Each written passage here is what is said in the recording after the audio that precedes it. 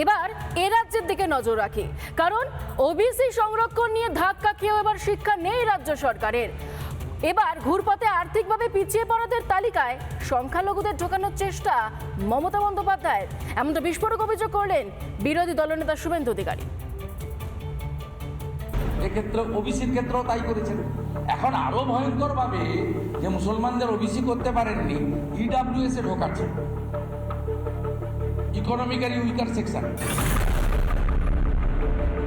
আমি তো মুসলিমদের তোষণ করি, 100 বার যাব, যে গরু মুক্ত হয় তার লাঠি খাওয়া উচিত।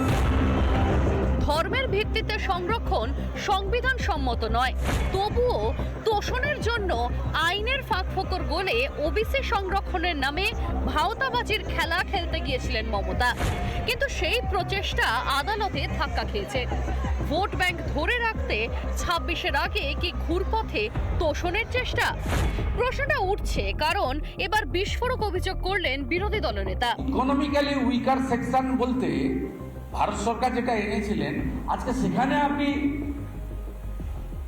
আপার কাস্টের যারা তাদেরকে বঞ্চিত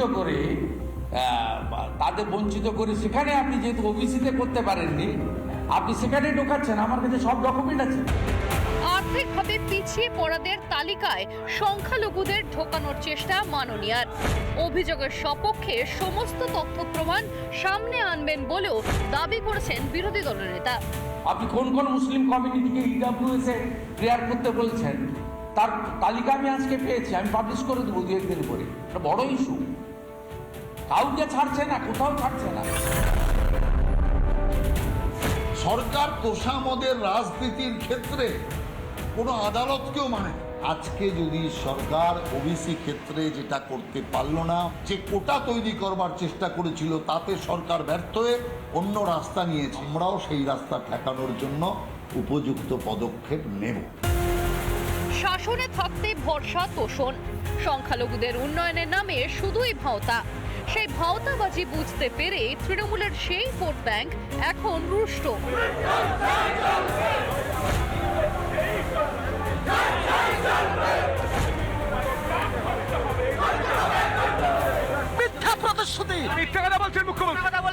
প্রতিশ্রুতি দিয়ে ভোট ব্যাংক হিসেবে কাজে লাগিয়ে নেওয়ার পরে আমাদেরকে ছুড়ে ফেলে দিতে চাইছে। কথা রাখেননি মমতা বন্দ্যোপাধ্যায়, সংখ্যালঘুরাই মুখোশ খুলে দিচ্ছে।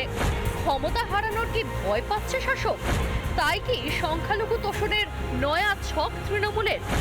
রিপাবলিক বাংলা। নানা ধরনের কন্টেন্ট দেখার জন্য লাইক করুন, শেয়ার করুন আমাদের ফেসবুক পেজ, সাবস্ক্রাইব করুন আমাদের ইউটিউব চ্যানেল।